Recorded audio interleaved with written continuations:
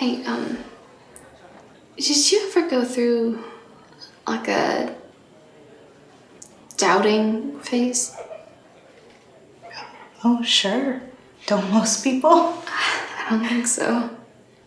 My name is Stephen Cohn. I am a Chicago-based filmmaker and educator. I've never liked the beach. I've never really liked the heat. I've never liked sweat or salt water, and yet I've become sort of increasingly interested in the aesthetics of summer, the aesthetics of Somerset activity, and sort of the vitality of the body inside that season. I think it maybe has to do with the physicality, the spirituality, the sensuality of young transformation. And there is something about, again, the vitality of the body and the vitality of the summer and the energy that emerges in the summer that's linked directly to that sense of exciting and scary transformation that these movies are revealing.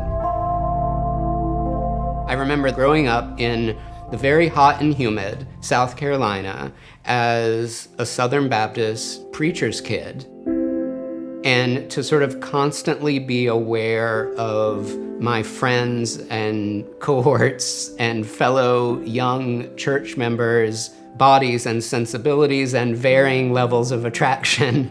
And yet, very little is spoken about the health of being honest with oneself about those sorts of things.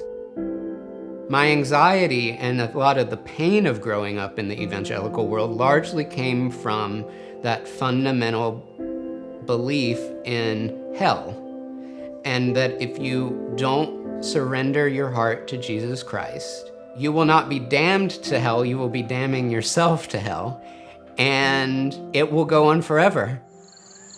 So, are you really like, you know?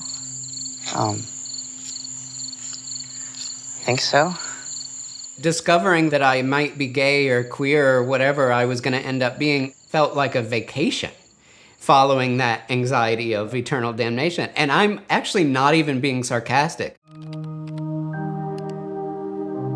If I were asked to name one scene in a movie that most encompassed what I dealt with in high school, it would be that very brief scene of Bree Googling the history of Christianity. That is the key to some of the security that I felt later, was putting this religion that had terrified me for a few years into the larger context of history and realizing, oh, okay, this is a more complicated thing than I thought it was. Maybe this cut and dry thing of you're either going to hell or you're not is maybe not all it's cracked up to be. And that opened up everything. That opened up the possibility of being able to reconcile parts of me that weren't previously reconcilable. So yeah, go for it, buddy. Well, would that include people? Would what include people? Nature? I mean, we are nature, right? Yeah. So, are we a part of God's gift to each other?